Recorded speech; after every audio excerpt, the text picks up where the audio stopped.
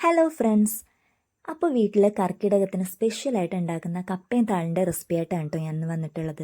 നമ്മുടെ തൊടിയിൽ നിന്ന് തന്നെ 2 തണ്ട് ചേമ്പിൻ്റെ താള് ഞാനിതിനു വേണ്ടി എടുത്തിട്ടുണ്ട്. ചേമ്പിൻ്റെ താള് മാത്രമല്ല, ചേമ്പിൻ്റെ കൂമ്പലയും കൂടെ നമ്മൾ ഇതിൽ ചേർക്കാറുണ്ട് കേട്ടോ. അപ്പോൾ അതും ഞാൻ എടുത്തിട്ടുണ്ട്. അത് രണ്ടും നന്നായിട്ട് അരിഞ്ഞെടുത്തിട്ടുണ്ട്, കഴുകി അരിഞ്ഞ് വൃത്തിയാക്കി എടുത്തിട്ടുണ്ട്. കർക്കിടക മാസത്തിൽ ഇത്തരം വിഭവങ്ങളൊക്കെ കഴിക്കുന്നത് നമ്മുടെ ശരീരത്തിനൊക്കെ വളരെ നല്ലതാണ് കേട്ടോ.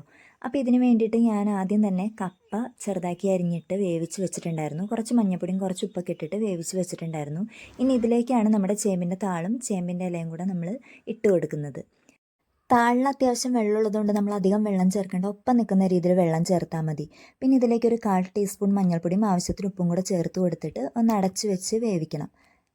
ഇത് വെന്ത് വരുമ്പോഴേക്കും നമുക്ക് അരപ്പിനുള്ളത് റെഡിയാക്കാം. അതിനായി തേങ്ങ, ഒരു അരമുറി തേങ്ങ ചിരകി എടുത്തിട്ടുണ്ട്. അതിലേക്ക് ഒരു 4 വലിയ ഉള്ളി, 3 വെളുത്തുള്ളിയും കുറച്ച് മഞ്ഞൾപ്പൊടിയും പിന്നെ കുറച്ച് ജീരകവും 3 പച്ചമുളകും കൂടെ ചേർത്തിട്ടാണ് ഇത് അരച്ചെടുക്കുന്നത്.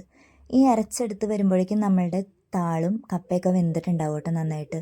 അപ്പോൾ അതിലേക്ക് നമ്മുടെ ഈ അരപ്പ് ചേർത്ത് കൊടുത്തിട്ട് നന്നായിട്ട് മിക്സ് ചെയ്ത് അത് ഒന്ന് അതിൻ്റെ അരപ്പിൻ്റെ പച്ചമണം മാറുന്നത് വരെ നമ്മളിതൊന്ന് വേവിച്ചെടുക്കണം.